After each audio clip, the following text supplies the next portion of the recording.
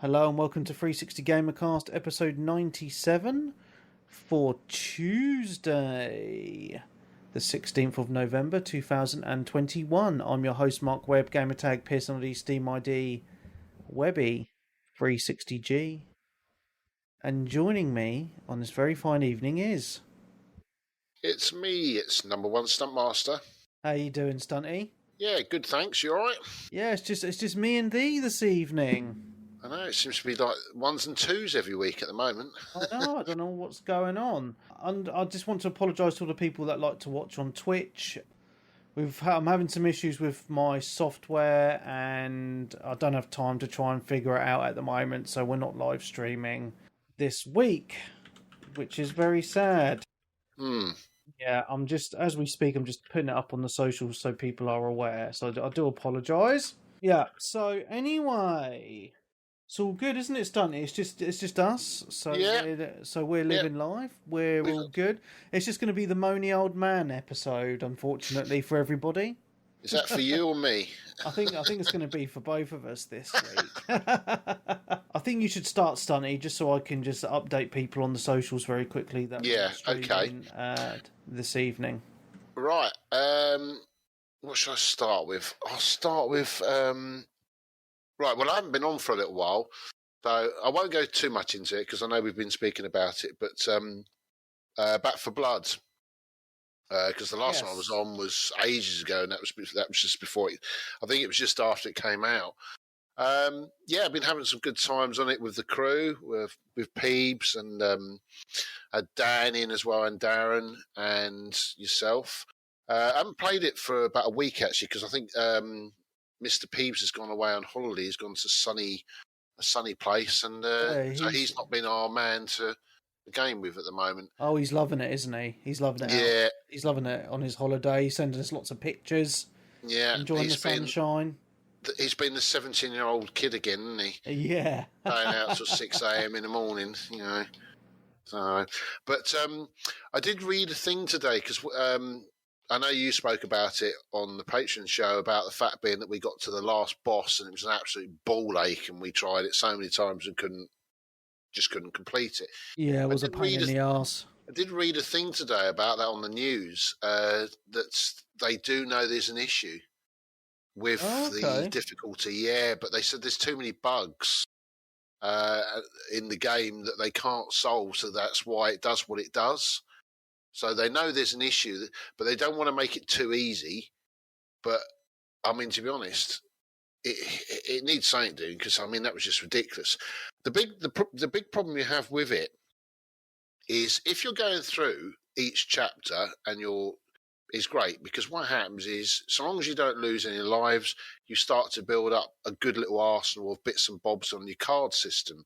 That's correct, yeah. The problem you have is if you die and then you restart the whole lot again, as in from a certain checkpoint, you then lose the guns that you could have picked up on your travels and you lose some of the cards as well. So it then creates it more difficult for you.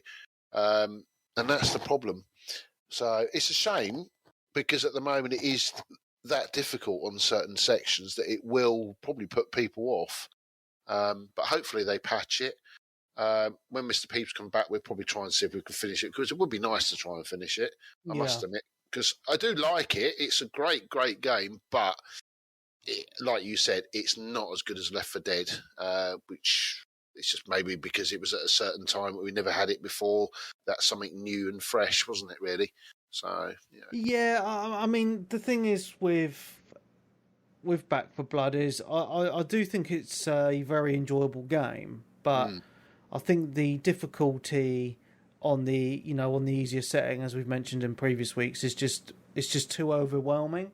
Yeah, and it just makes the game not fun. So, I'm amazed we've managed to get to the last level in the whole game. To be quite honest with you, but that last level was just stupidly hard, and I. It's going to take a work of magic for us to finish it, I think. Yeah, I think it's just the luck of the draw with the cards as well, which is the other thing. I mean, I've played it on nights and we get stuck on a bit and that's it. We've just given up for the night. And the next day we just go and rinse it first time. It's like, because you don't get as many, like you don't get there's no fog or stuff like that. Yeah. I think it's just the way the game, isn't it? Really, but I do think it is. The spike is. It just does some mad things, which maybe they are bugs. Maybe that's the problem. You get 4 tall boys in a row. There's far too many. Yeah, who knows? Yeah. But still carrying on with it. It's but as I say, until Peeps come back, it's on the back burner at the moment. So. I just want to say I'm quite surprised because Darren's not been playing it much of us either, has he? I mean, he bought it on the PlayStation, and I think he's been on with us once. Oh, did he buy on a platform? He bought it on Xbox. I'm pretty sure he got it on the PlayStation. No, I thought it was Xbox, but hey ho. Right, okay. What else have I played? Oh, I picked up the Mass Effect trilogy. Ooh. Yeah, I mean, I really enjoyed Mass Effect, as in when I played it on the 360. Yeah. And I did play through Mass Effect 1 on the PS3, actually, probably about a year ago. I really enjoyed it. And I must admit, I was quite surprised it wasn't actually that long. I thought the game was like a 20-hour game, but it took me like 10 hours. Mm-hmm. So I picked it up. I got it in a sale, actually. I think it was 30 quid, because it's normally it has actually held its price, actually, which is quite unusual for an EA game. Normally they drop quite quick, but this actually has held its price. But I got it for good price, 30 quid. I didn't want to start on 1 because I'd only played it a year ago, and I thought, I don't really want to go through 1 again. So I went straight into 2. Oh, right, you went straight to 2. Okay. Yeah, because I'd already knew the story of 1, I knew how it ended. And then when you start 2, it gives you the choices. You can pick whatever choices that you did in 1 for number 2. So that's great, because I just picked all the things that I did in, does Caden survives, stuff like that, really. It's nice. It looks good. They've done a good job of it, actually. Yeah. It's they polished it. It's better than I thought, actually. Took me a little while at first to get used to the controls, because they're a little bit, it's that old sort of 360 sort of, a little bit clunky at first. But once you get into the hang of what certain buttons do, it's brilliant. Shooting's great. Storyline's brilliant. And starting to travel around the universe, as they say. It's one of those games that I'm going to sort of just dip in and dip out, because I've played it before, and it's not that long ago that I played it, really. I mean, probably 10 years ago, not even that, to be honest. But it is nice, and if you're a Mass Effect fan, then pick it up. But it's just, It's really weird with these remasters, remakes, or whatever, because it's like, as an example, I was dying for the Alan Wake one. I was really excited when it was announced, and I've played the first 3 chapters, and I've just put it down. And it's just because I know I've completed it like 3 times already. I'm just like a big part of me is just like, I can't be bothered. Like, same with the Mass Effect trilogy. I've got it on the PlayStation. I started it, and then I played about 4 or 5 hours, and I just fell off it. Because I know I've already done it, you see. And there's other games that are brand new, stories, etc. And I find myself just gravitating towards those, probably because it's the fact being that a new game is fresh, no one's played it. Where Mass Effect 2, everyone's played. Yeah. You haven't really got anything to say, do you remember that bit there? Well, yeah, we've all done it 10 years ago. So it's that sort of thing. So I can understand. I mean, going from Mass Effect to Alan Wake, I picked up Alan Wake. Now, I didn't really... you guys all jizzed all over Alan Wake. I now know why I never finished it back in the day. Because it's a fucking nightmare, this game. It is so frustrating. You mentioned it before. 1, he can't run because he's had 15 hamburgers before he's sort of gone out. Yeah, that is that, and and he's running around with little batteries in his torch. It's like you have to keep shaking them. It's like, where did he get this from? The Poundland shop? The torch. And it's just, I did one section, I think, because I've got to chapter is it chapter 2 or chapter 3? I can't remember. One of the chapters I got to, and I just thought, holy crap! I've been fighting the controller to try and get through this, and it's like I can't do this. So I've just done what you've done and just stopped playing it. So, but yeah, well, I think the problem with it is, I mean, back in the 360 days when it came out, like 2010 or whenever it was, we hadn't really seen a game like that before. It was fresh. It was a brand new story. It was scary, and it was just very well done. But I remember when we talked about it back in the day, we'd all moan about how Alan Wake seems to have no freaking stamina, and and he'd end up just flopping around even though he's being chased by loads of goons or whatever. And that is very frustrating, and I do think they've also upped the difficulty a little bit in this version as well, because it's quite difficult, to be honest.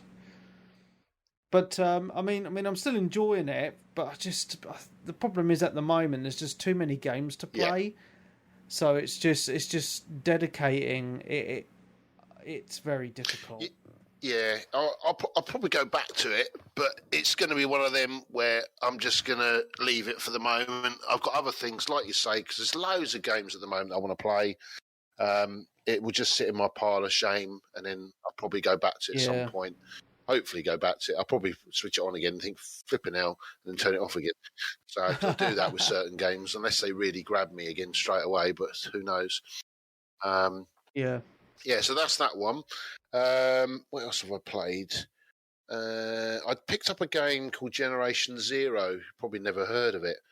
No, it's I got it cheap. It was about £8, I think it was. I got this ages ago. Okay. It's on the PS4. I think it's on Xbox. I'm not really sure, to be honest. It's a funny game because it's a bit like it's like playing an open world game that you can play online with other people, but you can also play it offline without people. And it's just a big open world map with mech robots. So it's like playing PUBG, but the difference is you have mech robots that will attack you. You have to go around the map, or you go to houses and you try and loot for stuff like that. Really, it's very basic, I must admit. Graphically wise, it's all right. It looks like a PS4 game. It doesn't look like a PS5 game or anything like that. I haven't played much of it, but from what I played of it, it was okay. But there's not really much storyline, so you don't really know why the robots are there, what their reason is. They're a little bit bullet spongy as well at times. So if you're out in the open and they start shooting at you, you've got to quickly find cover because you're going to be screwed, because they will kill you quite quickly. You have a base where you start from. I have been told that you can jump in with other people, and then you can, like, say 4 of you will go around the map sort of looting stuff and killing robots, but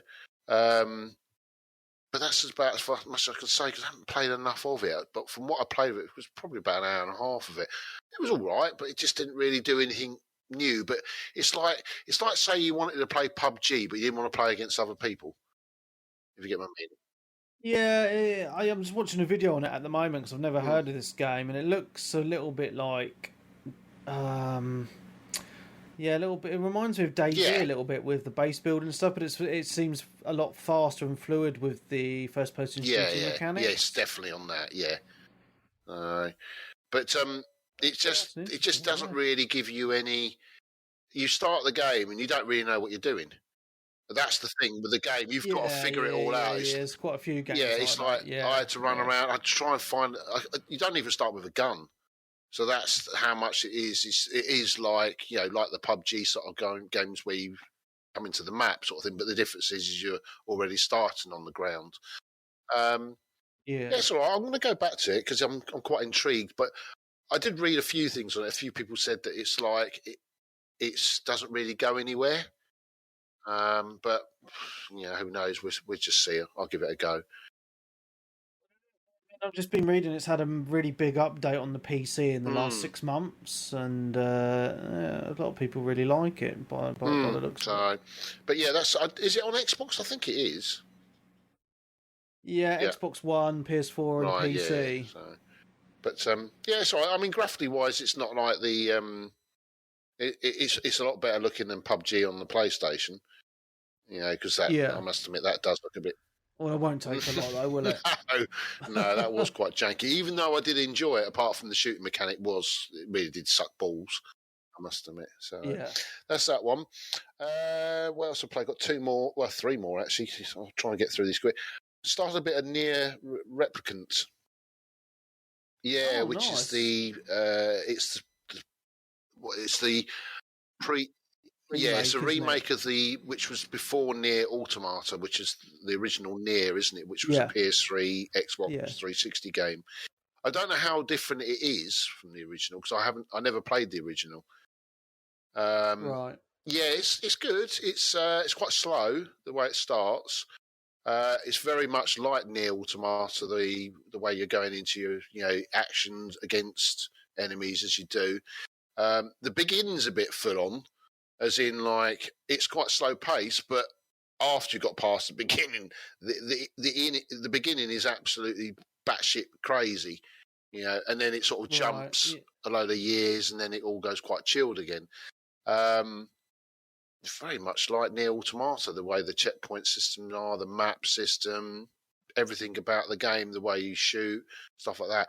I don't really know the story really because it's before 2B and whatever. Was it 2B and from Near Automata? I can't remember what the characters' names were now. Oh, 5 yeah, 2B and like that. 2B and not to be. Yeah. Yeah, I mean the original version of this Near game, this Near Replicant, came out in 2010. Yeah, so like Mass Effect then, same sort of time then, wasn't it? I was watching a comparison video, and they've actually it's not a remaster. It looks like it's a remake because it's in a whole new engine. Okay, all right. Yeah, look, it looks completely different. It looks amazing what they've done. It's not because the Near Automata was done by Platinum, wasn't it? I think Near Automata was done by Platinum Games, but this one isn't done by Platinum Games. This is actually some other company which haven't really. I looked them up and they didn't look like they made that much, to be honest. I don't know whether this is sold well because I didn't hear of this much on the radar at all compared to Near Automata, which was everywhere. Everyone was raving about it, and I know it was a PlayStation exclusive at first, but then it did come to Xbox. And I think it was on Game Pass, wasn't it, for a bit? And yeah, I mean, a lot of people really rate Near Automata, but don't really hear many people talk about this one. Yeah, I mean, I remember playing Near Replicant on the Xbox back in the day, and I really loved it. Me and Switch really loved it, but because it's been so long now, my memory's really fuzzy on it. And I've actually picked up Near Replicant on the PC, but I've not even played it at all. But, no, it's good. From what I played of it, it's very much like Near Automata's in. I don't know if you remember when you were going up through the towers and stuff. They're like staircases and stuff, quite thin ones. It's very much like that again. Graphically wise, it's not a PS5 game. It does look like a PS4 game. It looks like Near Automata, doesn't it? Really, it's still a bit grey. Yeah. It's still got a little bit of a grey sort of tint to it, hasn't it? But it's good. I've only done, I think, 2.5 hours of the game. Yeah, so good. Again, pretty much like the old one, you can't just save where you are. You have to find checkpoints to save at, which is like little save stations. So just beware of that because I had that the other night when I was playing it, and I was like, I really need to go to bed. There's no save section. It was another half hour, which was annoying. Oh God! Yeah, that and trying to figure out where you're going as well. Much. Oh, because it's still got the Near Automata issue where you haven't got a clue where you're going on the map. It shows you a big red mark on the map, but that doesn't mean where it is. But yeah, it's good. I'll leave the best game to last. The other game I played was I don't know what this is, as in it's Tiny Tina's Wonderland, which that's a separate. It's a new game. It's a new game, but it's like I'm not really sure, but it's like a little ready for the new game that comes out next year. But you buy this. It was $7.99. It's not on discount. That's the price it is, $7.99, and I think it's like before the main game that's going to come out next year. Gives you a little bit of backstory about Tiny Tina, and it does a story. It's pretty much Borderlands. Done in like is this done in like a tabletop RPG style? Well, it is, yeah, but it isn't. If you get moving, so what it is she's sort of tells you the story, but like a tabletop RPG. So you'll be going along as the Borderland, and it says, right, you're going to come up to this big boss. This boss will try to attack you, and then you're actually doing the shooting mechanic, but it's told like a tabletop RPG. You have defeated him. Now you move on to this, and it's like, and then there's like the comedy aspect. Oh, the other characters go, you can't bring that boss in now. He's only level 1. He's going to get absolutely destroyed. So it's got that to it. That sounds quite cool. But there's one thing about this game that is really fucking frustrating. It's really hard. What's that? Really hard. On your own, it is. I mean, I'm level 9 now. At level 5, I'm going up against bosses, and they're just owning me. And I've got whatever guns I've picked up. I can't find any other guns, and I'm just getting owned every time. So it's like, die, respawn, die, respawn. Now, today, I just went into a matchmaking session with a load of other people, and even them, they were struggling. So they've really ramped up the difficulty on this game. Why, I don't know. It's good if you love your Borderlands, but it's made me think, I might even go back to Borderlands 3 and try and carry on with that first before I do this. But not that it makes any difference. But it's just really hard, that's all. But it's only cheap. It's £8. So, it's on it. I think it's on Xbox as well, which I would have thought. If you love your Borderlands, it's no difference to the normal ones. I mean, you get the old characters again from... I think you get characters again from Borderlands 2, so you get Siren, Roland, all those kind of characters again. It's all right. Can't think else to say about it, really. Fair enough, mate. And the main game I've been playing, shock horror, is Forza Horizon 5. Forza Horizon. Yes, we've been doing a lot of co-op on this. We have indeed, and we've been playing with a few of the community as well. And I signed up for Game Pass because I always said to us, everyone says, "Oh, you're a PlayStation fanboy." No, I will play an Xbox game if they actually release something that's actually worth playing. And for quite a while, there's actually something worth playing, so I signed back up for Game Pass again. Yeah, I really do enjoy it, and I must admit, it must be doing something because I've been playing it nearly every night, and it's even more fun when you're playing it with other people as well. Graphically wise, it's beautiful. The cars, the whole world, there's so much to do in it. It does have a couple of issues though, which is a real annoying shame. And that is, it's got a few bugs. And before we mention the bugs, Stunty, I just want to go out and say that, people on a lot of different social media platforms, I'm in a few groups on Facebook and Reddit, etc., and they are admittedly Xbox-related groups, so it's all full of fanboys. Yeah. And they're all going, well, Forza Horizon's got 10 out of 10s. And, but I'm like, well, it's from IGN. Don't fucking trust IGN. And no one mentions... Everyone says how great the game is, and it is a great game. I'm not going to take that away from it. I think it's awesome. But as soon as I say in these groups, the game's great, but, it's having X, Y, and Z issue, people jump up to defend it like it's their badge of honour. Like, oh, no, it's perfect. Why are you slagging it off? I'm like, no, I think it's great, but I'm allowed to mention the issues that I have experienced and what other people have been experiencing. Yeah, I mean, it is a really good game. I'd probably say it's the best game I've played on the Xbox for a long time. It's miles better than 4. I didn't. I didn't get into 4. I don't know what it was. I mean, everyone was like raving. Oh yeah, it's in England. Yeah, well, sorry, the UK. You're gonna. Well, 90% Scotland, Yeah, but yeah. but Okay. it was like it didn't grab me. There was just something about it that just didn't grab me. Maybe it was because it felt like I was playing at home. If you get my meaning, England and Scotland and all that. Where this one, it's somewhere different. You get to see all the jungle and play all the different areas and places like that. It, don't know, just something about it. It's just brilliant. It's got loads to do in the game. I do love the way that you can jump in with a few friends. You start up a convoy, and then you go and do a mission all together. Yeah. Now, the only thing I have with the mission, though, is it is hard work when everyone else has got fully uprated cars and you're driving a car that's like, it's got a 1.2 engine in it. But it's like, you pull away and everyone else, see ya. This is one of the issues that it's not a bug. It's just something that they've changed from the previous games. So in the previous games, you'd be in a convoy and the leader would start a race, say, with A-class cars. And then everyone else would just be able to choose anything in the A class.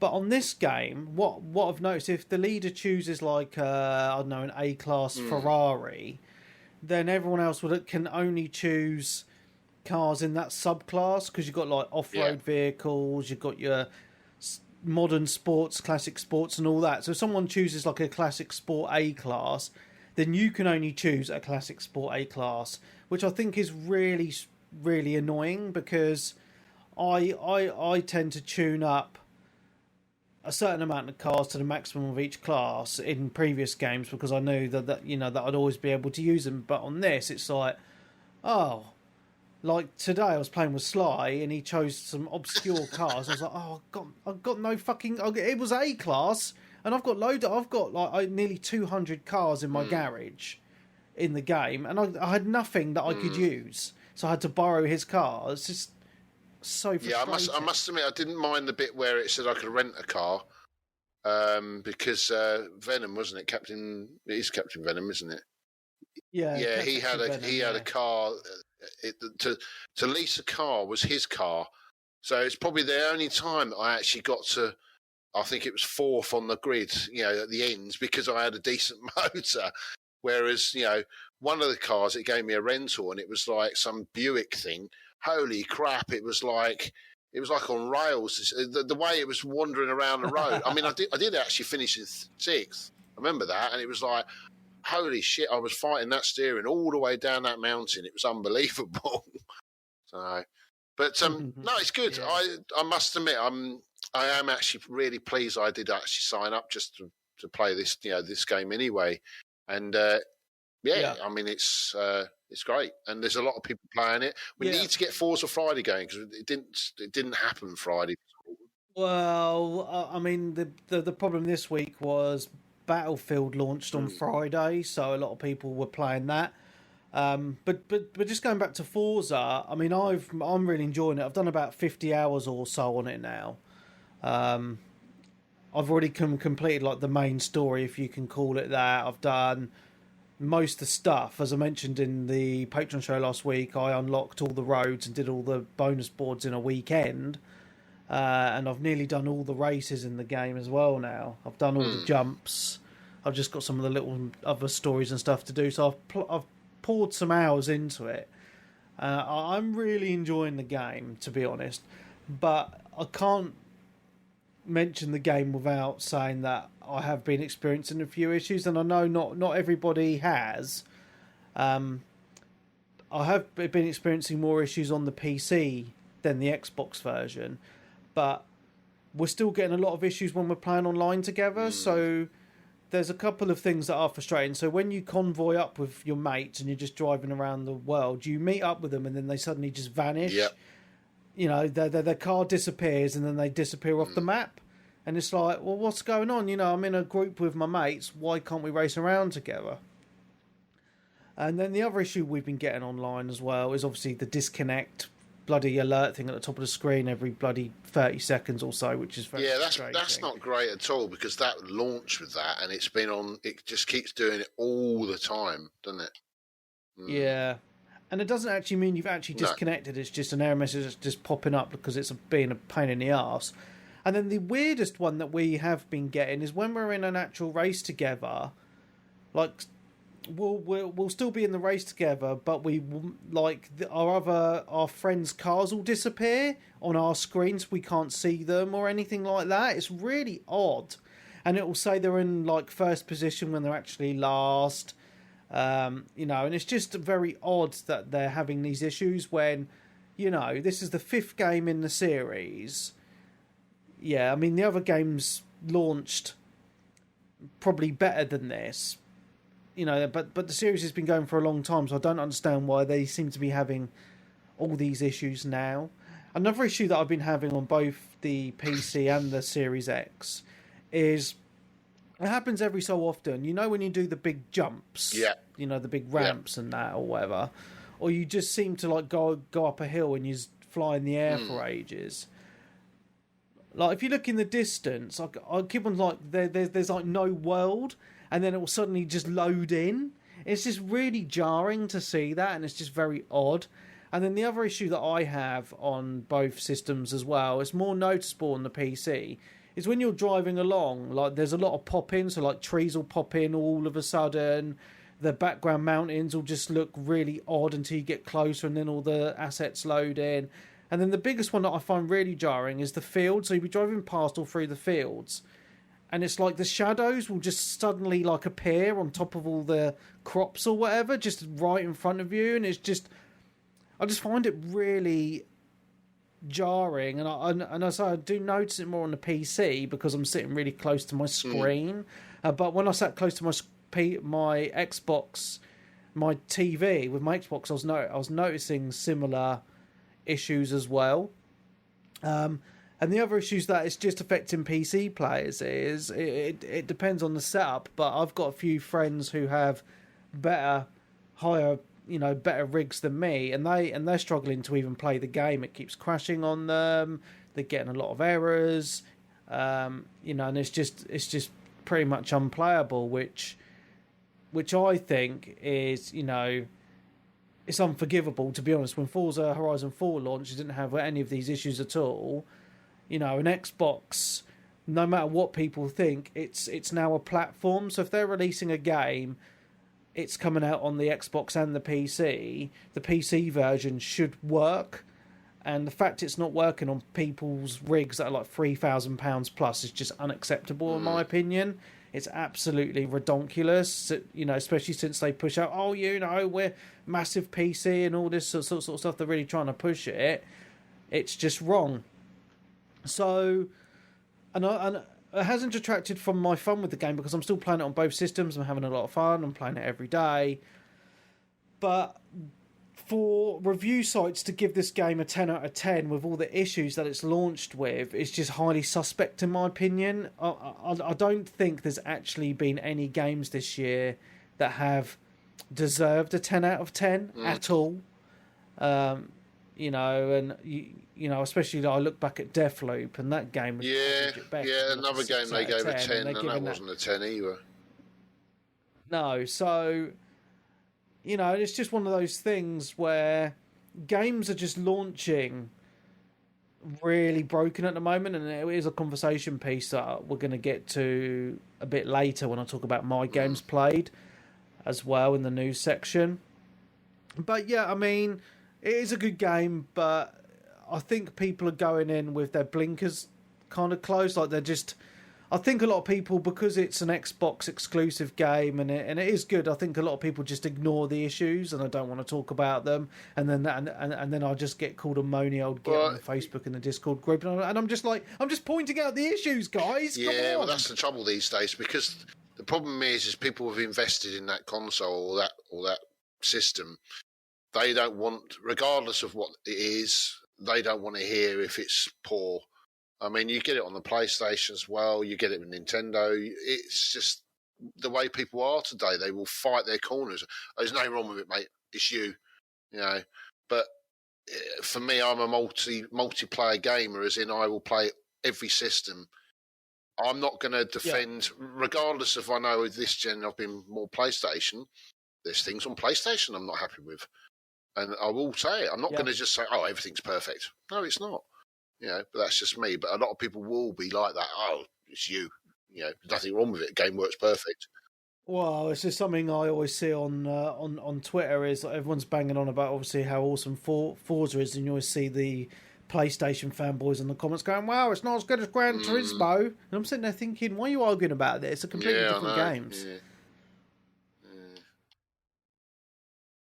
But anyway, what else you played? That's about it, really. I did play because I got Game Pass. I had a quick look and see what was on Game Pass. Yeah, and there was 2 games I played. One of them was called Skatebird, which I played for 10 minutes, then deleted because it was absolutely shit. It was oh no! And then it's one game that I've been looking at playing. It's awful. Just play Tony Hawk. It's just so much better. So it's you always know it's a shit game when it gives you 80G straight away. Oh bloody hell! It's a Peeps game then. He'll probably be listening to this on the plane thinking, right, I'm writing this down, I'm going to play this next. But yeah, it gave you 80G just to start the game. It's like, fucking hell, that says it all, doesn't it? No. And then the last game I played, actually, well, no, there was 2 actually, but I won't say much about the other one. I started playing Forgotten City. Oh, okay. Now, this is a game that's been on my radar for ages. I've always wanted to pick this up on the PS5, but it's always hanged around about 25 to 30 quid. And I didn't really want to pay that for it. And as I say, it popped up on Game Pass, so I thought I'd give it a go. It's a Skyrim mod originally. It's a very small, it's a very small studio, and they've used Skyrim. They've changed it, modded it, and made it into this game, which is set. It's not set in the same sort of age as what Skyrim is. It's set in sort of ancient times, really. I can't really work out if I like the game or not, really, because it's I've not done any. There's no combat in the game. Well, I'm just reading about it at the moment. A mystery adventure game of exploration and deduction, and a reimagining of the critically acclaimed mod that racked up over 3 million downloads. Combat is an option, it says, but violence only so far. Only by questioning an intertwined community of colourful characters, cleverly exploiting the time loop and making difficult moral choices. Can you solve the epic mystery? Yeah, so to give you an example, what happens is you go back in time, back to an ancient time, where you're on this sort of certain place where everyone in this place is under a law, and the law is they can't steal, they can't fight each other. I can't remember what the other laws are now, but it's if you do this, as in like say you go and steal some bread from someone, well, what happens as soon as you steal the bread, the god above will then change the world, and everyone will go after you and kill you. Right. Oh, well, that's not good, is it? So what happens is you've gone back in time. Someone has done something in the world, and you need to find out who it is. But in the process of this mystery, is you've got to do certain things to figure out what is going on with the mystery. So there is things that you will have to do. So you'll there's a mission very early on where a woman is all the people that are going to her, they're all dying because she needs some medicine. But the guy that has the medicine, he won't give it to her because he wants her to pay for it, but she hasn't got any money. So the only way you can get the medicine is you've got to steal the medicine, right? Now, it's not sneaky like that. You've just got to steal the medicine. But as soon as you steal the medicine, that's it. They're all after you. They will come and try to attack you. But then what you do then is you try to get back to where you started in the portal and you go back through time again, like a loop system. So then it resets the time again, but you've still got the medicine on your pocket. And then you can go and take it to the person and then move the story forward. And then you find out more information. It's quite intriguing. I probably need to play more of it. I think the reason I played it for so long and then I didn't play it was because it was quite slow paced and it made me tired. Right. Oh, okay. So it's quite intriguing. I mean, there was one bit where I come up against a certain enemy that says that you can't go in here, I will kill you. Now, if you barter with him, you might get him to do something so then he won't kill you. Otherwise, if he kills you, you then go back to the start again and then you have to redo it again. So it has got a little bit of a death loop to it as well. I haven't come across the combat section, so I don't know anything about that yet. So, but it looks all right. I mean, graphically wise, it looks like Skyrim, really. It's got the same sort of Skyrim look on the characters when they stand there, and, the dialogue as well is very Skyrim. It's all right. It depends on what kind of style game you're into, really.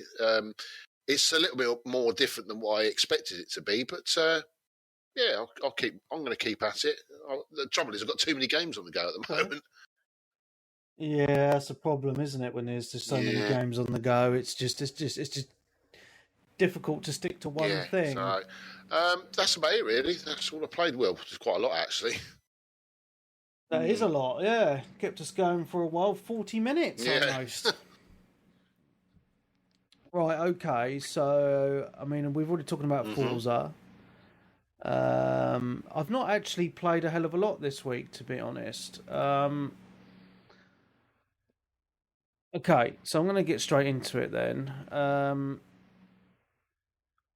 Big thank you to Wes. He sent me his old steering wheel and pedals, the Logitech G329, and so I've been playing a lot of racing games with the wheel this week, and it's been absolutely fantastic. Because usually, so I've had a few wheels in the past. Last one I had was a Ferrari one on the Xbox 360, and it was so shit. There was no feedback or anything, so I was just, great. I just never used it, and I've always found wheels really hard to use as well. So I was a bit dubious when he sent me this, like if I'd actually get on with it, to be honest. But I'm really liking it, mate. It's really good. So the first game that I've played on the wheel has been Gran Turismo Sport on the PlayStation 5. And so the good thing about the wheel is on this is where it took me literally about 10 seconds to set it up. I plugged it in, or I had to go into the settings just to change a couple of things that that Wes had sent me a link to a YouTube video just to make it a little bit better. And fuck me, it is so good. Oh, mate, like it's absolutely mental. Like it's got this thing called True Force. Don't know what the fuck it means, but it's when you're driving the car in Gran Turismo. Like when you're driving a real car, and it's like you feel, and just the way you feel it, the bits in your hands, like when you're going over bumps, and just the way you turn and all that, like. And if you turn too hard and you're starting to slide and you're fighting the wheel a little bit, it does all that. It's mental. It's like even things like when you drive over like the rumble strips on the side of the track, like you feel that in the wheel. It's so good. I mean, it took me because I've been playing Gran Turismo a lot with the controller, and to be honest, I got really good at it with the controller. So it was a little bit like learning the game again with a wheel. But after about half an hour, I got pretty good at it, to be honest. I literally just went on practice, onto time trials. So I was just going around the track over and over and over again until I kind of got used to it.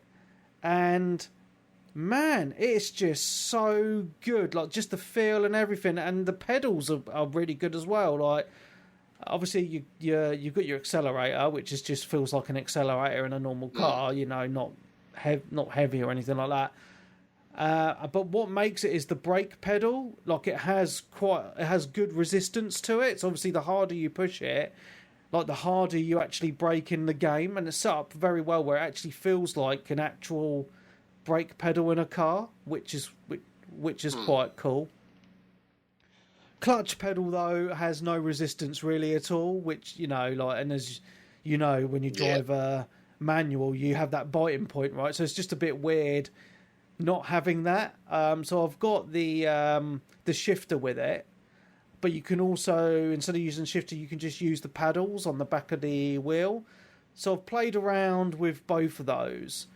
And what I've found on Gran Turismo is it depends. Like I change the way I drive depending on the car. I used to say if I'm using a Volkswagen Golf as a prime example, I'll use the gear stick.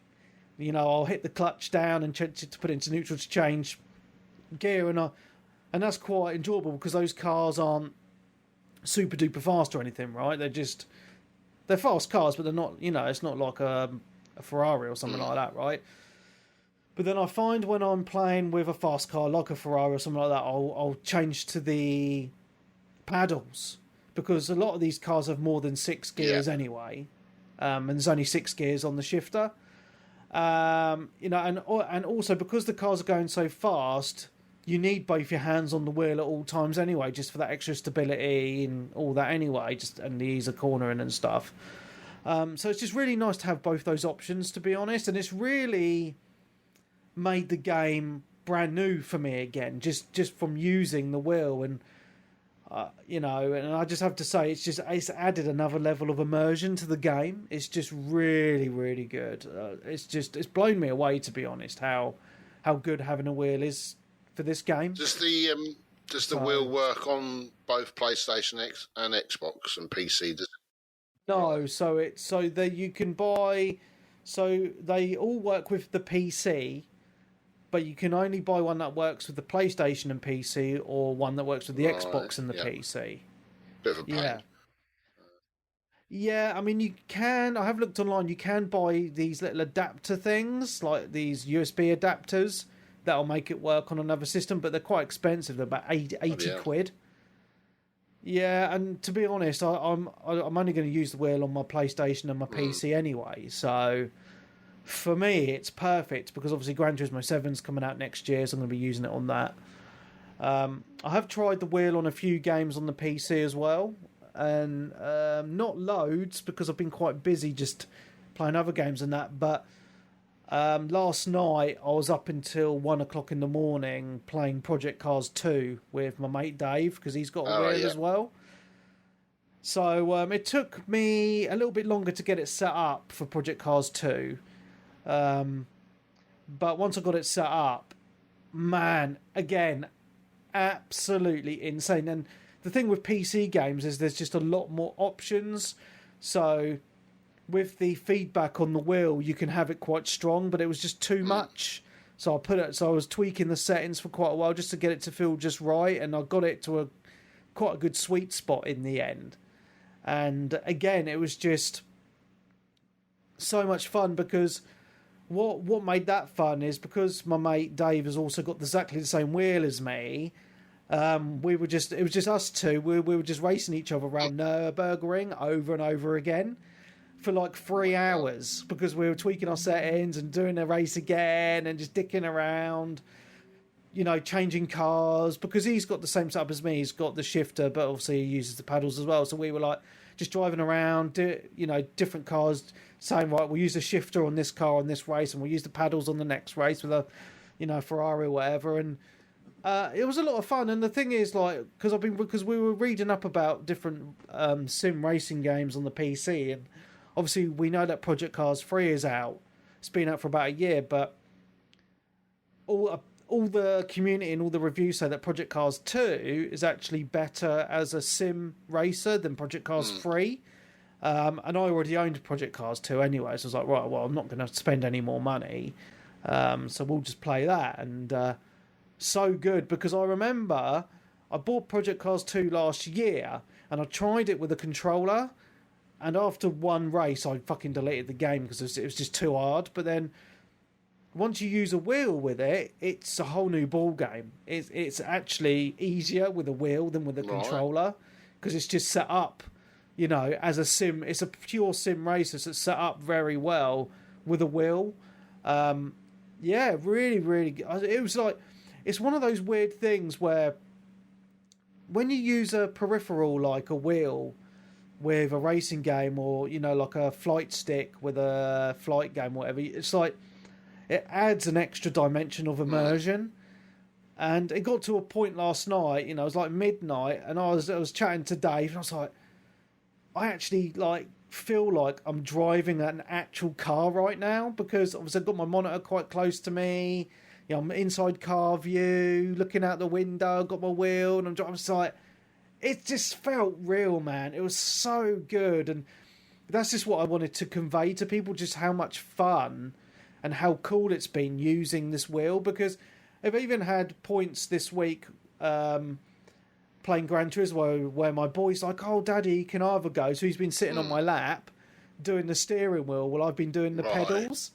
They've been playing it for hours, and he's been loving it. Yeah, so it's just with that as well. It's just as a family thing as well. It's just been quite cool for him. Yeah, so. I haven't played a game with a steering wheel for years. I mean, I have still got it actually somewhere in the loft. Do you remember the original official Xbox 360 steering wheel? Yes. Yeah, I've got one of them in the loft somewhere, which and that had force feedback on it. So basically, the steering wheel used to sort of go one, used to sort of give you a bit of you were tugging on it, weren't you? That, to try and sort of get it. I know what you mean. Yeah, but the thing is, the thing that I was talking to Dave about last night is when you drive an actual car down the road. Obviously, every car's got power steering, so it's not. You don't actually feel loads when you're driving around, because the steering's quite light because of the power steering. And I find if you don't get the settings right, there's too much force on the wheel, so it doesn't actually feel realistic, if that makes sense. It's like driving an old, old cars from the 80s or 90s where they didn't have any power steering, and had to build up your arm muscles just to turn the wheel right. Some games can feel like that if you don't have it quite set up right. So I like to have it where it feels more realistic, where you've got power steering, so it's quite light in the aspect where it feels like an actual modern car. But yeah, I mean, it's just so good, and I've just been absolutely loving it. So the last game I've been playing with the wheel, I'm going to be playing some more this week. I've downloaded Assetto Corsa to try, but I've not tried that yet. Last night, after we finished our session on Project Cars 2, I just wanted a little bit of a chill out. So I decided to try a bit of Euro Truck Simulator 2. And I was thinking, it's not going to be that good. But I'll tell you what, they've got it set up amazing for the wheel. I played it for about half an hour before going to bed. And it was like, I went into the settings, it found my wheel, I tweaked a couple of bits. Didn't take me more than 2 or 3 minutes. Jumped in and was driving my truck, carrying a load down the A14, mate. And I was like, it feels like absolute, the resistance was, it felt real. It felt heavy, like I imagine a lorry actually would. And then, when I was, and if I veered off onto the rumble strips on the dual carriageway, you could really feel it on the wheel. So you turn back, and it's just really good. So yeah, I just thought that'd be something quite cool to mention. To be honest, that it's just, it works so well on the PC with a variety of games, just with a little bit more of a setup. But I think the main game that I'm really going to be playing it on for the near future is going to be Gran Turismo, because I just love Gran Turismo.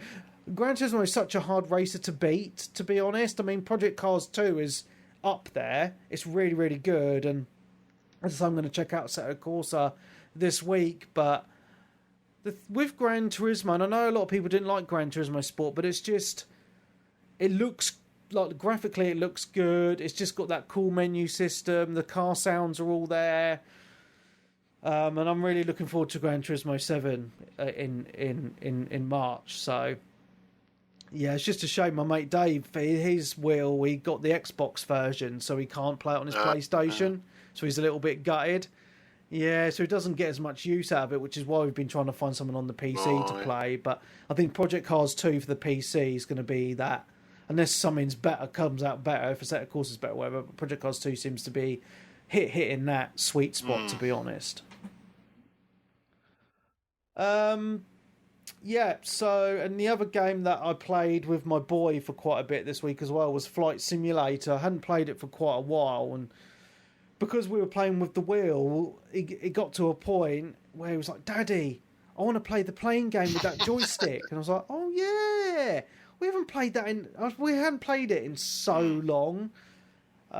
So we ended up playing that for about an hour, just dicking around with different planes, flying over our house and stuff, and crashing the planes and all that. And it's just, I mean, it's not a game, it is a simulator, so there's not really much else to do apart from fly your planes around. So unless you're really into that sort of stuff, it does get a little bit boring after a while, which is probably why we haven't played it for a while. But it's one of those games I like to dip into every now and again, just because it's just a technical marvel, and obviously because I've got the flight stick, it just makes it a lot more immersive as well. I want to, because I've got Game Pass now, I'm going to download it actually. I was just, so I could have a go and sort of see, fly over my house and sort of thing. But I will do it. It was, I think it was about 46 gig, wasn't it? I think the download on it. So, or 50.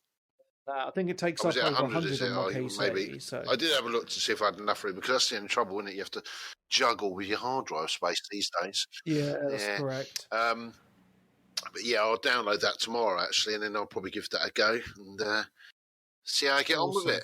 Yeah, it's a lot of fun, man. It's just one of those games that, as I say, we go back into every so often just for a little bit of a chill out and fly around. But yeah, so my room is just full of. I mean, it's my man cave is small as it is, and I've got a bloody wheel and pedals and that taking up room. I've got, my flight stick's not that big or whatever, but it's just like I'm running out of room to put things.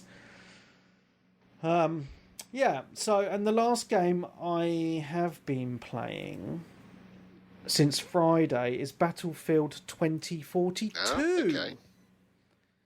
So, I completely forgot it was coming out, to be honest, and the only reason I've been playing it is because if you have Game Pass, you automatically get EA Play, and with EA Play you get a 10-hour free trial with all the new releases from EA.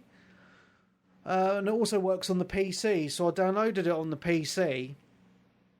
I've got 6 hours of my trial left, so I've played 4 hours of it so far.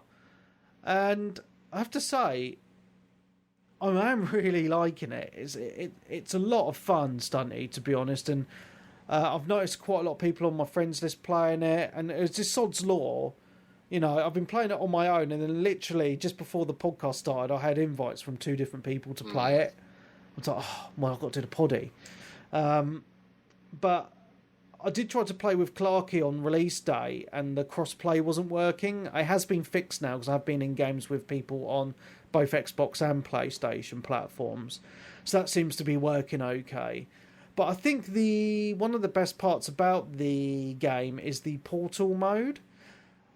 So on the Portal mode, you can go back and do like Battlefield Bad Company 2 maps, and Game have got Rush mode, and they've got 2 maps. One of them is Caspian Border, which is an absolute classic map. And then the other one, I can't remember the name of the other one.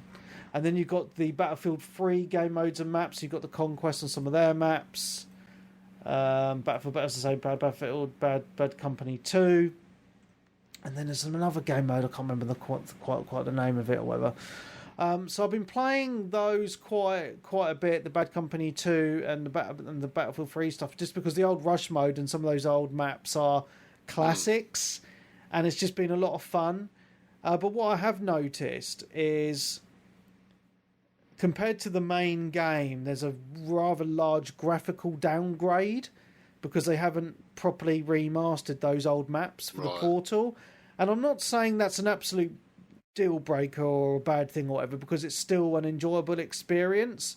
But it just feels a little bit odd, right, when you go from playing the main game mode, which is where they're really trying to push the graphics, to these the portal modes on these older kind of styles, and the graphics is a bit of a downgrade. But I've still been having a lot of fun with them, and the thing that, and what I prefer, excuse me, about the Portal stuff and the older stuff, like the Bad Company 2 and the Battlefield 3 stuff, is it's none of this operator bull crap. It's all classic, you know. So like with Bad Company 2, you know, it's your and same with Battlefield 3, right? You got your sniper class, you got your assault class, your medic class, and your engineer class, right? So they have the specific weapons, and away you go. And it's a lot of fun. And the thing that I noticed with Bad Company 2 in particular was they've kept all the voice lines from the original game in the multiplayer, which is cool. And it's even like has the aesthetics, like the grenades of the little smiley face on, which is quite a cool touch as well. And it's quite weird on both Bad Company 2 and Battlefield 3 stuff, is like you play on the maps and you instantly recognise them, because I spent so many hours in them in those old games. It's like, wow, yeah, I know the map and I know where I'm going and all that. It's just very, very cool. So that's good, and the performance is pretty decent on those modes as well. You go into the main Conquest game mode though, and things take a little bit of a turn. Graphically, it looks nice. The lighting's nice. The graphics are nice. That's great. But the operators is a bit odd, and there's quite a lot of operators in there, and they all have their different special abilities. But the weird thing about them is they all, like, no matter which operator you choose from, you can choose from any weapon in the game. So you could be like a dude who does heals, but you can have a sniper rifle or whatever. So that class system is completely gone, which does feel a little bit off for a Battlefield game. But on the positive note, you can choose any weapon, right? So, so that's quite cool. But, you do get a lot of people choosing the same operator, so everyone kind of looks the same, which is a little bit odd. But taken away from that, the weather effects are really cool. Been in a couple of tornadoes and a couple of maps and that, and it just looks very, very cool. But then the negative about it is it's not perfect. So I find that the hit detection off. It's completely off. Like, I'll have my crosshair on an enemy and I'll be shooting them, and it won't. And a lot of the time, you won't get the hit notification, so you haven't hit them. And on the PC version, I'm not sure about the console version because I've not played it on the console. But on the PC version, the performance is all over the place. Like with the portal modes, it's quite consistent. But what I've noticed on the main mode is the frame rate's just all over the place. And I've got a very high-end system apart from the CPU, and the game is very CPU bound. I don't think it's been optimized all that well yet. I think that will come in time. But like, I have my stats on the screen, and I'm noticing like I've got 100% CPU being used and only 40% of my graphics card being used. So it's like, what's going on here? And a lot of people are complaining, with better systems than me, are having the same issue. So a lot of the time I'm getting between 70 and 80 FPS, but I'm getting a lot of dips below 60, so it's running at like 50 a lot of the time, which is quite jarring when it jumps down from like 80 to 50 like that. And you do notice it quite significantly, but it seems to happen more on like the big built-up maps where there seems to be quite a lot going on. So it's very map dependent on those issues. But I mean, it's a lot. I mean, I am having fun with it, though, and that's the main thing at the end of the day, right? I mean, I know I'm bitching about a lot of these issues, but I'm having fun. And the fact that the crossplay is now working and I can team up, I can get in a squad with people on other platforms is great. Now, obviously, those squads are only 4 people, and a few people have been complaining about that. But what people need to remember is every Battlefield game's been exactly the same. So, I mean, we could get into a squad of 4, jump into a game, and then just invite our other mates in, like another 4 mates in, and they can just, do another squad on our team. Like, we could be Alpha Squad, they can be Bravo Squad, and we're all in the same team in the same game anyway. That's how the Battlefield games have always run. It's not anything new, because I remember having a lot of issues, you know, remember on Battlefield 4, you know, where a lot of the community would be wanting to play squads of 4 back then, and we'd just be fighting to get people in, and people would spend about 20 minutes fucking queuing up to get in a game with us, you know. So it's just something that I think people should have expected, because it's how it's always been. The game hasn't officially, I think it officially properly comes out Tuesday, I think. I'm not sure. I was just going to say, because I've got Game Pass, but I can't see it on there. Yeah, so you need to download the EA app as well on your Xbox. Oh, do you? Oh, okay. Right, okay. Yes, yeah. So that's how it works. So everyone who has Game Pass gets access to EA Play, but you need to download the EA Play app onto your Xbox, and then you get access to all the games, and you can just download them through there. On the PC, it's a separate launcher, and it just knows from your accounts that you're Game Pass subscriber, and gives you the EA Play access that way. So yeah, I mean, it has got a lot of bugs. I know I've been speaking to a few people today, and they've been saying that they've been playing it on the Series X, and the performance again is all over the place on the console version as well.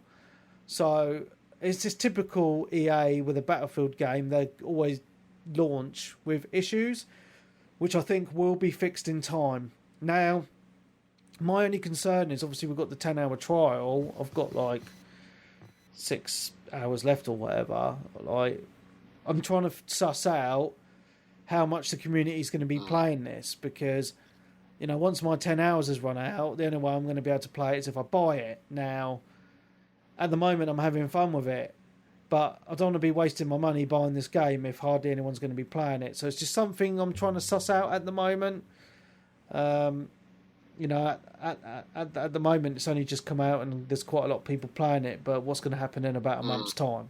Who knows? Because we've got Halo coming out as well very soon. Yeah, I'll download the 10-hour on it. I won't be buying it, I must admit. So, yeah, but I'll give it a go fair. For 10 hours. So, yeah, I mean, so far it's, as I say, I think I've given it the positives and the negatives from what I've experienced. And we'll see. I mean, it's a lot better than the beta, you know, because the beta was awful, and they have drastically improved it from that. So, yeah, it's not too bad at the moment. That's all I can say, to be honest. Until I get in a squad with some of my mates and play it and see how much fun we have in that aspect, that, you know, that's about as much as of a review I can give so far. So, yeah, I've not played any more Far Cry this week because I've just been too busy, so I'm looking at getting back into that as well. So, too many games, so little time. Yeah. Obviously, I've been playing a little bit of Animal Crossing, but everyone's bored of hearing about that bullshit, so I'm not going to mention any more of that. Speaking of Animal Crossing, oh man, those cards, they're a ball ache. My daughter wants a load of the cards.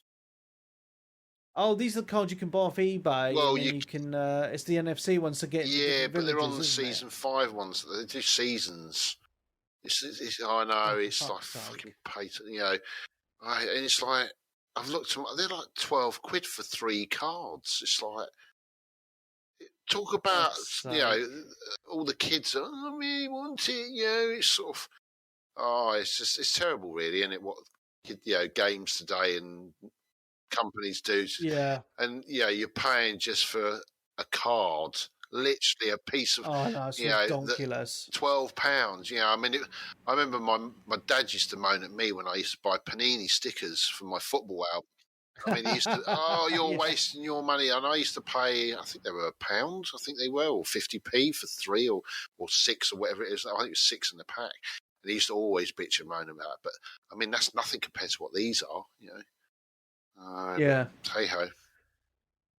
I sound like an old man there. Yeah, grumpy old man. Well, I'm going to get even more grumpy now. So, going into a little bit of the news, we all know that the Grand Theft Auto Trilogy so-called remasters launched this week on Xbox, PlayStation, PC, and the Nintendo Switch. Now, this is something happened that no one was expecting. The PC version on the same day got pulled from the store because the game was completely broken. And the Switch version apparently looks and runs like absolute garbage. So that just leaves the Xbox and the PlayStation versions. And apparently the Xbox and the PlayStation versions seem to run okay. I'm only judging from what people have been saying in our Discord group. But you go by user reviews on Metacritic, every single system version is under a 1 star. Right, people, all the reviews. Like I've been scouring in there. All the reviews today. Every review site is recommending people don't pick this up. I mean, and the thing is, right, I just think it's a sorry state, right? You've got Rockstar, who've made over $1 billion from Grand Theft Auto 5, and they can't pull in enough resources to fucking push out games that come out in like 2002 to run decent on modern hardware. And what makes me even more annoyed, right, is with the PC version. I mean, I've not played them or whatever. Is with the PC community, there's been a lot of really good mods out that have up-res the game, and apparently these mods have made the game look amazing. Rockstar went and pulled all the mods off the stores, and then they pushed out this so-called remaster of the trilogy, and it's absolute garbage. It's lazy ports, though, that they've always done it, Rockstar. Well, they've done it for quite a while. I mean, at the very end of the PS3, Xbox 360 generation, they did actually release San Andreas, but it was the mobile version. Yeah. It's not unusual of them to do lazy ports. Yeah, but they did an LA Noire one, and that was apparently very good. And you would have thought with older games like this, they would run decent on modern hardware. I mean, apparently the Switch version just looks absolutely god-awful. And it's like, well, even the Switch is a decent piece of hardware compared to something that came out in 2002. So I don't understand how this even got through QA testing. They must not have tested it at all to be that bad. Know. It's, this launch has been worse than Cyberpunk's launch. It's that bad. I don't know. I mean, I don't know. I haven't seen it much of the game. I haven't really paid much attention because it's not out on PS now yet, is it? GTA 3. It's not out till the 9th. No. I don't know. When is it out? I'm not really sure. I know it's out on the Xbox. San Andreas is out for Game Pass. But yeah. I wanted to play the first one first because I don't really want to jump into San Andreas yet. And it's also not cheap to buy this game. It's like £45 this game. Yeah, on the digital stores it's £50, and £50 for a lot, for 3 old games that don't fucking work properly, it's just bang out of order, to be honest. Yeah. It's wrong. I mean, I watched a few videos today of the gameplay and all the glitches that have been happening, and it's shocking, man. Absolutely shocking. And what makes me laugh even more is there's been people who are trying to defend this. Like, saying, all games launch like that. Well, it's not. That shouldn't be the case.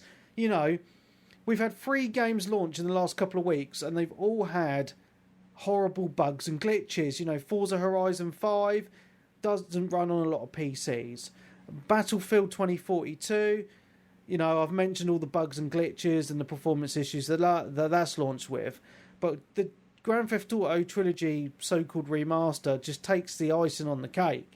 They've launched it, doesn't even fucking work on 2 platforms. Like, what the fuck have they been doing over at Rockstar? I mean, come on. It's unacceptable. As a consumer, you're spending £50 plus on these games. They should fucking work. And the problem is, with modern gaming, it's the old excuse, we'll patch it, everyone's online, we'll just fucking patch it. No, bring it back to the good old days of gaming where you didn't have the option. Just fucking launch a game that fucking works. I mean, come on. It's bullshit. It's been really infuriating me this year in particular, the amount of broken fucking games.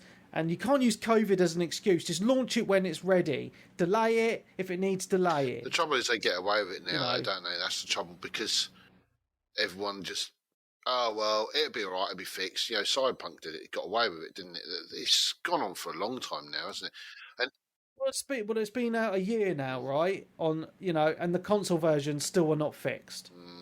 I mean, even Nintendo are getting worse now, because even they used to be, everything Nintendo released was perfect. But I mean, even Metroid Dread, I think, has had to have a patch on it, But it's just modern gaming now, isn't it? Its investors have spent a lot of money, and it needs to come out at a certain time.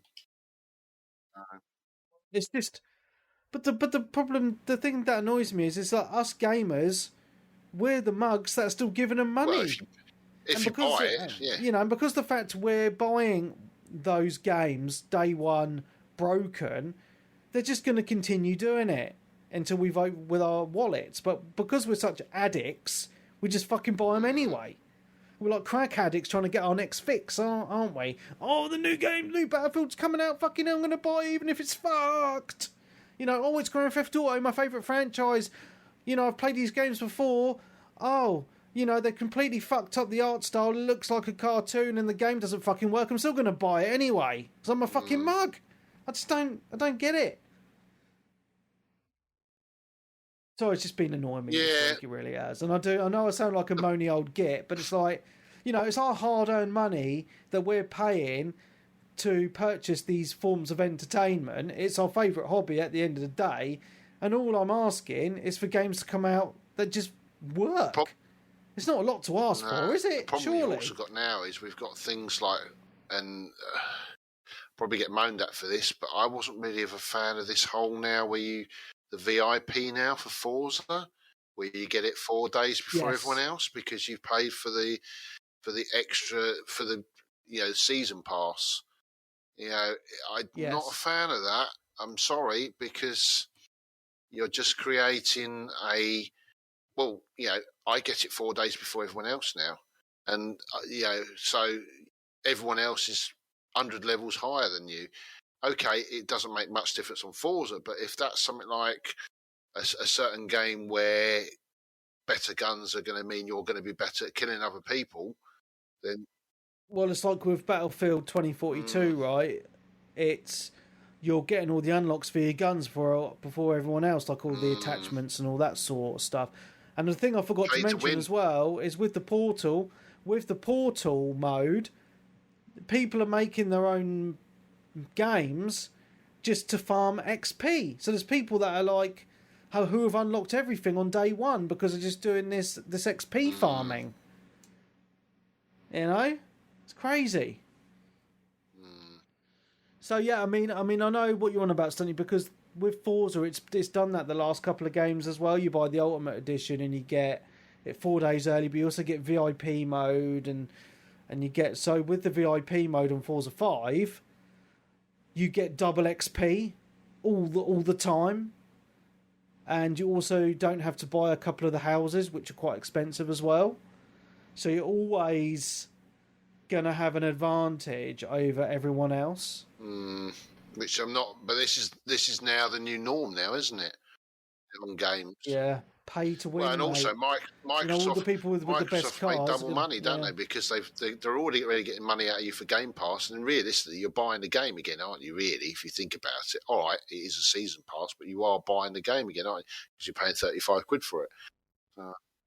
Yeah, I mean, I'm a mug because I bought it, the £36 for the ultimate upgrade for Game Pass members. But I was talking to Lafa Fumi and Captive Venom, who I've been gaming with all week. They didn't know about this upgrade, the £36 upgrade, so they bought the full-on 80-odd quid upgrade.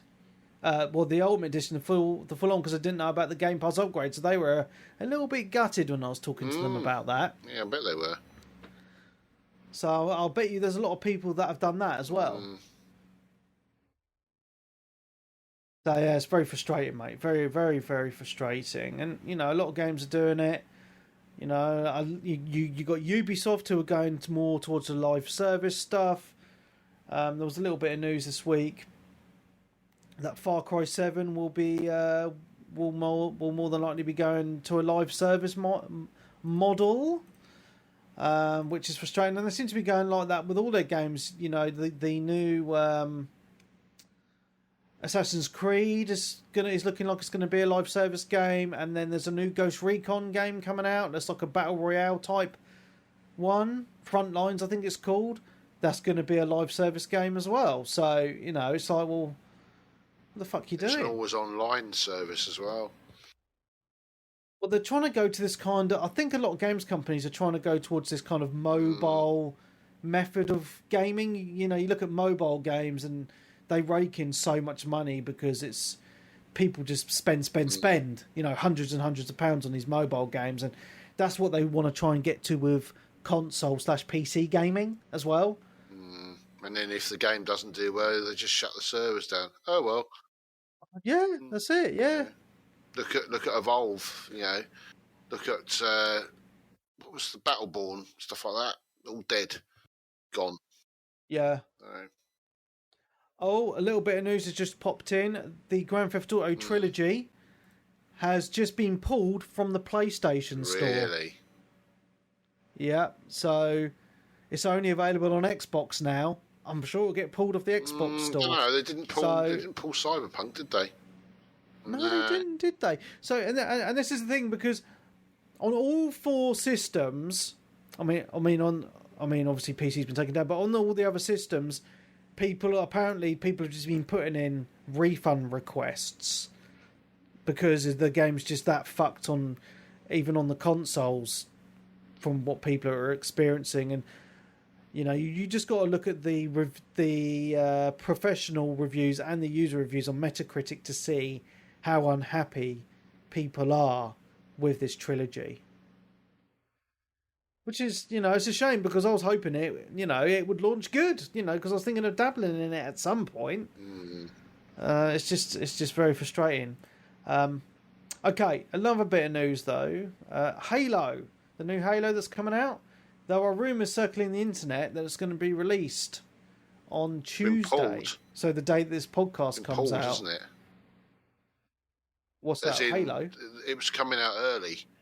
That's not happening. Yes. Oh, is it not? Is that been confirmed as a live event? Darkest Frost put a thing up on the Discord. Did you see that in the room?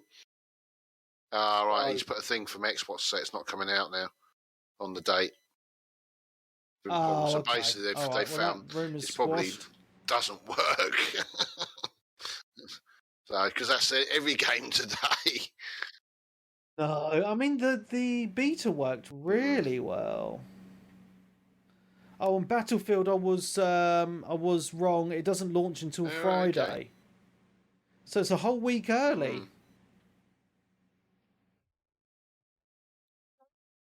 That is very early for EA Play people, isn't it? A whole week. So that's pretty insane. What else news did I have? Oh, New World has lost over half its player base already. That's insane. So we'll see how that MMO gets on. I've not played it in weeks and weeks. I can't be arsed with it. A lot of people got excited this week because there was quite a long gameplay video released for Elden Ring, which is coming out in February, I believe. It looks good. It does. Good. And the co-op looks really good as well, the way you can just get another person in. And it looked like you could have more than two co-op as well. Well, that would be awesome. It looked like you could have four. Because Eurogamer had a video up. Platform 32, I think his name is. He was playing it with 3 other girls. Okay, nice. Well, that's good. Well, we'll see how that gets on, because as I say, I usually don't fare very well with these types of games. But if it's 4-player, I mean, even if it's 2-player co-op, that's great. But if it's 4-player co-op, that would be amazeballs, because the world looks very beautiful and the gameplay looks good. Obviously very difficult, Soulsy style, but I don't know about crossplay. They haven't said about crossplay. It will have crossplay between PlayStation 4 and PS5, but I don't know if it'll have it between Xbox and PlayStation. I'm not sure on that. All right. Well, it depends. I mean, if Wes gets it, then I'll be playing it on the PlayStation. But it is coming out on all platforms, isn't it? Yeah, so, apart from Switch. Yeah, of course. The Switch wouldn't be able to handle that, would it? But yeah, it looks really good. I'm quite excited for it, to be honest. It looks like a really good game that I think people will enjoy. So that's all good. The Elder Scrolls Anniversary Edition released this week. Yeah, what's the coup with that? Is that just the same game again? Well, I had to look on my PC because I saw that in game yesterday. I bought the original Skyrim on Steam, and then it automatically upgraded me to the Enhanced Edition, whatever the fuck it was called. So I was thinking, I'll auto upgrade me to this new edition. No, I have to pay like 17 quid to do an upgrade to this new edition. Not doing it.